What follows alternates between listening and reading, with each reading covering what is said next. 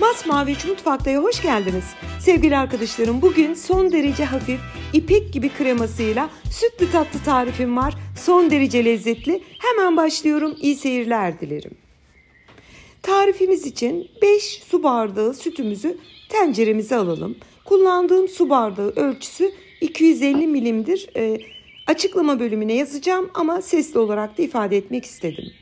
1 tane yumurta sarısı, yarım su bardağı şeker,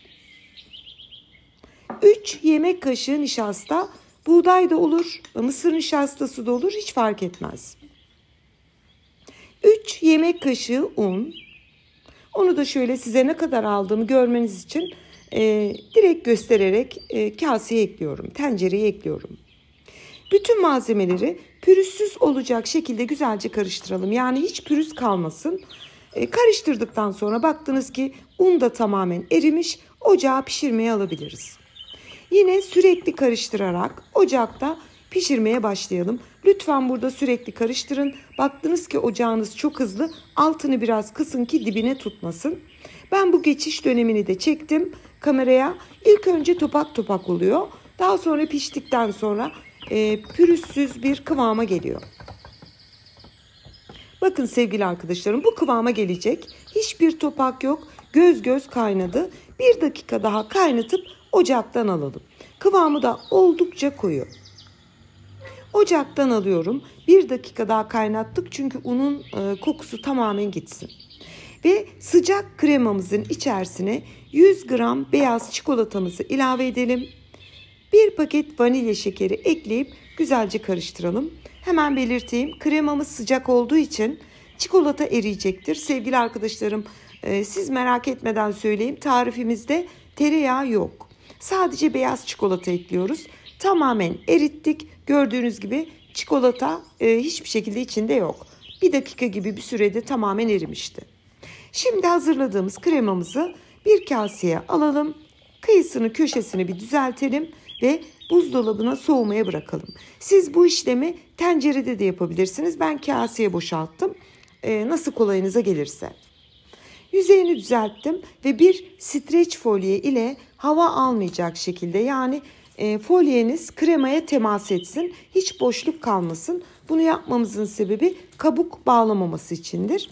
Her tarafını elimle güzelce yapıştırıyorum ve buzdolabına soğumaya alıyorum. İster akşamdan yapın, ister sabah yapın, akşam servis edin. Hiç fark etmez. Ben 3 saat kadar, 2-3 saat kadar buzdolabına soğumaya aldım. Kremamız soğuyuncaya dek meyveli katmanımız için 1 su bardağı orman meyvesi kullanıyorum. Buzluktan çıkmış şekilde. 2 yemek kaşığı şeker, yarım su bardağı su, 1 tatlı kaşığı da nişastamızı ilave edip güzelce karıştıralım. Sevgili arkadaşlarım, ben orman meyvesi kullandım. Çilek kullanın, ahududu kullanın, vişne kullanın. Hiç fark etmez. Nişastayı ekledim. Güzelce karıştırıp ocağa pişirmeye alıyorum. Karıştırarak pişirebilirsiniz. Hemen kaynadığında gördüğünüz gibi kıvam almaya başlıyor. Tam istediğimiz kıvama şöyle bir taşım kaynadığında geliyor zaten. İstediğimiz gibi meyveli katmanımız hazır. Kenara alabiliriz. Onu da hemen bir kaseye boşalttım. Daha çabuk soğuması için siz yine tencerede bırakabilirsiniz. Kıvamını görüyorsunuz. Oldukça koyu bir kıvamı var. Meyveli katmanımızın üzerine de yine bir streç folye ile hava almayacak şekilde elimizle basarak kapatalım. Onu da buzdolabına alıyorum soğuması için. Ve yaklaşık 2 saat sonra buzdolabından çıkardım. Hemen göstereyim size sevgili arkadaşlarım. Kıvamı gördüğünüz gibi böyle taş gibi oluyor. Bu sizi korkutmasın. Bu tam istediğimiz kıvam. Gördüğünüz gibi kaşıkla böyle stabil bir şekilde alabiliyoruz. Bu da meyveli harcımız. O da güzelce dondu. Çok sert görünen bir kıvamı var. Tam istediğimiz kıvamda. Tarifimizin bir diğer aşaması, 100 gram kadar pötibör kakaolu bisküvi kullanıyorum. Arzu ettiğiniz herhangi bir bisküviyi kullanabilirsiniz. Onu robotumuza alalım. Robottan geçip içerisine de 50 gram eritilmiş tereyağı ekleyerek güzelce karıştıralım. Tereyağı eklememizin sebebi bisküviyi bu şekilde de katmanlara bırakabilirsiniz. Ama tereyağı eklerseniz birkaç gün sütlü tatlınız dolapta da kalsa o bisküvi yumuşayarak tatlıya renk verip işte böyle hamur gibi olmaz. Tereyağı onun daha hem lezzetli hem de güzel olmasını sağlıyor. Ve tarifimizdeki ilk başta hazırladığımız kremamızı büyükçe bir kaseye alalım. Görüyorsunuz çok sert bir görünümü var. Biraz sonra geleceği kıvamı gördüğünüzde gerçekten çok şaşıracaksınız. Şimdi mikserimizin yüksek devrinde yaklaşık 3-4 dakika güzelce çırpalım. İlk başta biraz zorlanabilirsiniz ama çırpmaya devam edin. Pürüzsüz, şahane bir, esnek bir krema haline geliyor. Bu sert olan kremamız.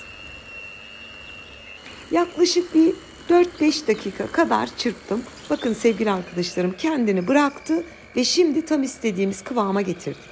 Bu işlem az önce belirttiğim gibi 4-5 dakikamızı alıyor ve şahane bir sütlü tatlınız hazır.